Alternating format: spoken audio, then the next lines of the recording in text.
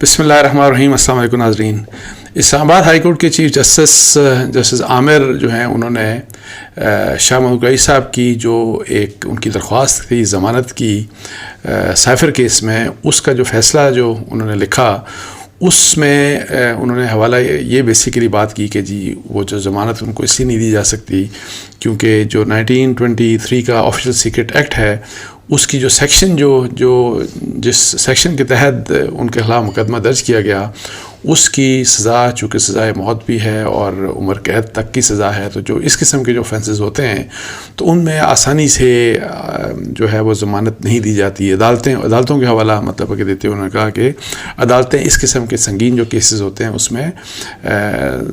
آسانی سے ضمانت یا بیل جو ہے وہ نہیں دی جاتی. تو اس حوالے سے آپ کو یاد ہوگا کہ اس سے کوئی 1-2 دن پہلے شاید عمران خان صاحب کی جو ہمشیرہ ہیں علیمہ خان صاحبہ، انہوں نے بھی کوئی اسی قسم کی بات کی کہ جی سائفر کیس میں عمران خان صاحب کے حوالے سے انہوں نے کہا کہ جی جو میکسیمم کوئی پنشمنٹ دینے کے بارے میں انہوں نے اپنی اپریہنشن کا اظہار کیا کہ خطرہ اس بات کا ہے کہ جی ان کو میکسیمم جو ہے وہ عمر قید یا سزائے موت بھی اس قسم کی بات کی دی جا سکتی ہے. اور یہ اپریہنشنز ایک تو اس وجہ سے بھی جو پھر جسٹس عامر نے بات کی، اور ادروائز بھی پی ٹی آئی کے بہت سے لوگوں کا یہ خیال ہے کہ عمران خان صاحب کو اس میں کوئی بڑی سزا دی جا سکتی ہے. اچھا، وہ انصاف کے لحاظ سے یا ان کا یہ خیال ہے کہ ہو سکتا ہے کہ پریشر میں آ کے یہ سب کچھ کیا جا رہا ہو، وہ ایک الگ چیز ہے، اس کے اوپر وہ ڈسکشن نہیں کرتے. لیکن میں آپ کو بتاؤں کہ جس قسم کے ایویڈنس سائفر کیس میں آئے تھے اور جو کہ میں نے ویلاگ بھی کیا تھا اور میں نے آپ کو بتایا تھا، تقریباً کوئی 27 وٹنسز ہیں اس کے، جس میں فارمر جو سیکرٹری فارن منسٹر بھی تھے، جس میں فارمر ایمبیسڈر پاکستان کے جو امریکہ میں تھے وہ بھی اس میں شامل تھے، ایڈیشنل سیکرٹری جو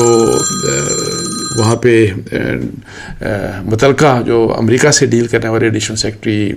فارن منسٹری کے، وہ بھی اس میں شامل تھے. اس کے علاوہ مختلف مطلب ہے کہ بہت اہم قسم کی وہاں پہ وٹنسز ہیں جو کہ وہاں پہ عمران خان صاحب کے اس کیس میں اور شاہ محمود قریشی صاحب کے اگینسٹ ان کیسز میں جنہوں نے جا کے ان کے اگینسٹ گواہی دینی ہے. اچھا، لکھ کے وہ آلریڈی اپنی اسٹیٹمنٹ دے چکے ہیں 161 کے تحت ایف آئی اے کو، جو کہ اسٹیٹمنٹس میں نے آپ کو ان کا بریف میں نے آپ کو پڑھ کے بھی سنایا تھا، پورا ڈیٹیل میں تو نہیں لیکن بریفلی میں نے آپ کو بتایا تھا کہ ان میں کیا لکھا ہے اور اس میں جس قسم کا ایک سمجھ آتی ہے جس طرح سے پروسیکیوشن نے ایک کیس بنایا ہے. تو وہ کیس اس قسم کا ہے کہ جس میں ایک تو یہ بات تھی کہ ایک سیکرٹ ڈاکومنٹ تھا، آفیشیل سیکرٹ ہے، جس کو عمران خان نے اپنے پولیٹیکل پرپسز کے لیے، اپنے سیاسی مقاصد کے لیے اس سیکرٹ کو مطلب ہے کہ اس کو پبلک کیا، جو کہ ان کو نہیں کرنا چاہیے تھا. اس کے علاوہ یہ کہ جی اس سیکرٹ ڈاکومنٹ کو گمایا، یہ بھی بات انہوں نے کی، اور پھر یہ بھی اس سے سارا تاثر یہ ملتا ہے. اور پھر کیس بھی ظاہر ہے چالان میں بھی یہی بات کی گئی کہ کچھ ممالک جو ہیں، کچھ دوست ممالک کے ساتھ تعلقات خراب ہوئے اور کچھ پاکستان کے کچھ ایسے ممالک تھے جو پاکستان کے دشمن ممالک سمجھ رہے ہیں کہ انہوں نے اس چیز سے فائدہ اٹھایا. جس قسم کا کیس بنایا گیا وہ ایک کافی مطلب ہے کہ سنگین کیس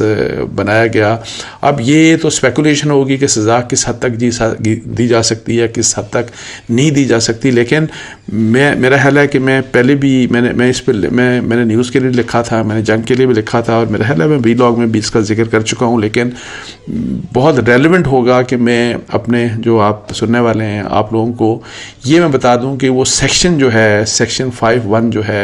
آفیشیل سیکرٹ ایکٹ کی، جو سیکشن جس سیکشن کے تحت یہ مقدمہ درج کیا گیا وہ کیا کہتی ہے. تو میں آپ کو پڑھ کے سناؤں گا تو آپ خود اندازہ لگا سکتے ہیں کہ اس کے کس قسم کے کنسیکوینسز ہو سکتے ہیں.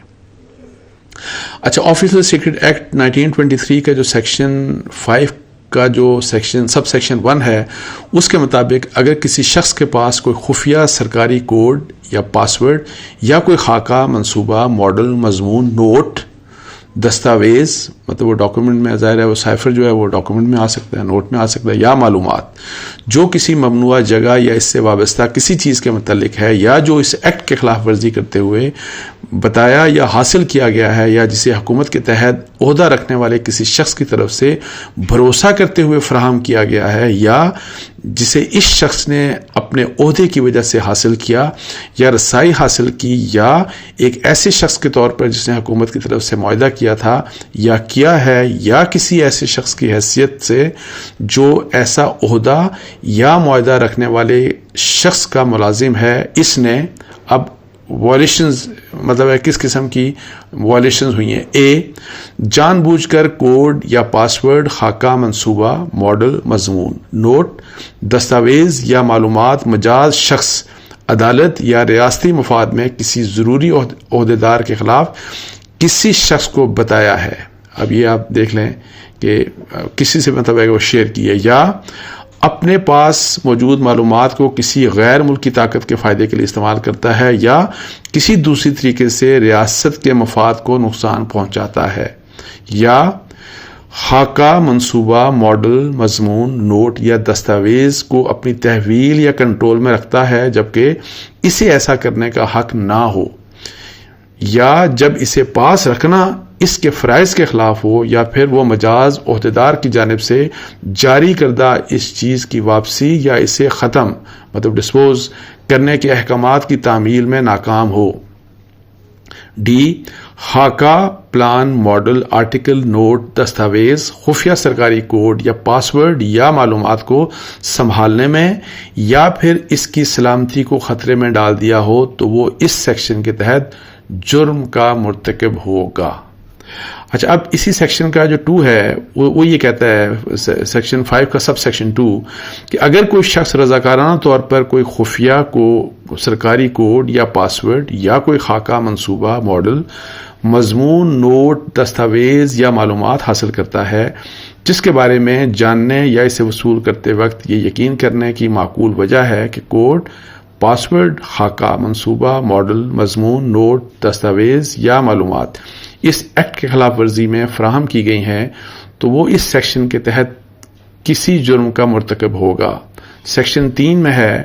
اس دفعہ کے تحت کسی جرم کا مرتکب شخص قابل سزا ہوگا اگر ارتکاب